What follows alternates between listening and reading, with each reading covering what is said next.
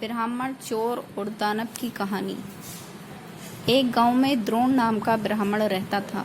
वह बहुत गरीब था। न उसके पास पहनने के लिए अच्छे कपड़े थे और न ही कुछ खाने को था। ब्राह्मण जैसे तैसे भिक्षा मांगकर अपना गुजारा कर रहा था।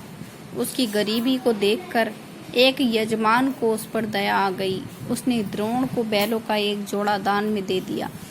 बैलों को गोधन मानकर ब्राह्मण द्रोण उनकी सेवा पूरी लगन के साथ करने लगा। उसे बैलों से इतना प्रेम था कि वो खुद कम खाता था, लेकिन बैलों को भरपेट खिलाता था। ब्राह्मण की सेवा पाने के बाद दोनों बैल तंदुरुस्त हो गए। एक दिन हट्टे कट्टे बैलों पर चोर की नज़र पड़ गई। बैलों को देखते ही चोर ने मन ही मन बैलों को चुराने की योजना बना ली। योजना बनाने के बाद रात होते ही चोर ब्राह्मण के घर बैल चुराने के इरादे निकल गया। कुछ दूर चलते ही चोर का सामना एक भयानक राक्षस से हुआ। राक्षस ने चोर से पूछा, तुम इतनी रात को कहाँ जा रहे हो? चोर ने कहा, मैं ब्राह्मण के बैल चोरी करने जा रहा हूँ। चोर की बात सुनकर राक्षस बोला, चलो मैं भी तुम्हारे साथ चलता हूँ। मैं कई दिनों से भूखा हूँ। मैं उस ब्राह्मण को खाकर अपनी भूख शांत करूँगा और तुम उसके बैल ले जाना।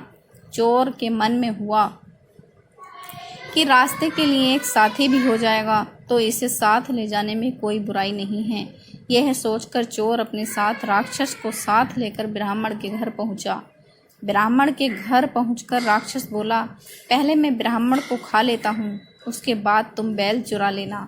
चोर ने कहा, नहीं, पहले मैं बैल चुराऊंगा, उसके बाद तुम ब्राह्मण को खाना।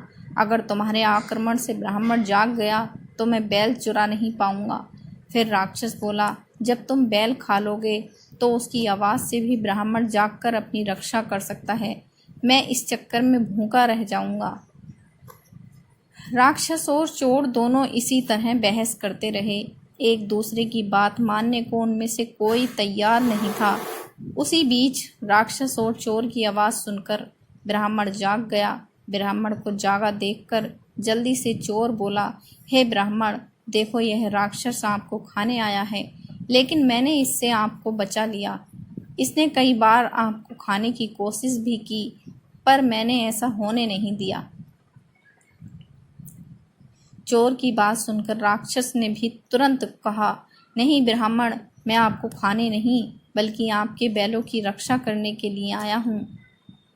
यह चोर आपके बैल चुराने आया था। दोनों की बात सुनकर ब्राह्मण को शक हुआ।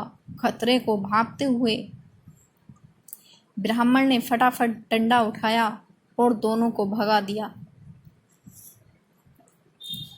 तो कहानी से हमें ये सीख मिलती है, हमें हमेशा परिस्थिति के अनुसार काम करना चाहिए।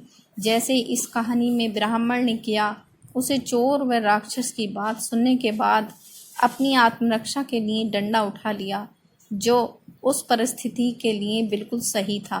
तो दोस्तों, आपको हमारी ये कहानी कैसी लगी? इसे लाइक और हमारे चैनल को प्लीज़ सब्सक्राइब ज़रूर करना और ऐसी ही प्यारी कहानियाँ सुनने के लिए हमारे यूट्यूब चैनल से जुड़ना। धन्यवाद।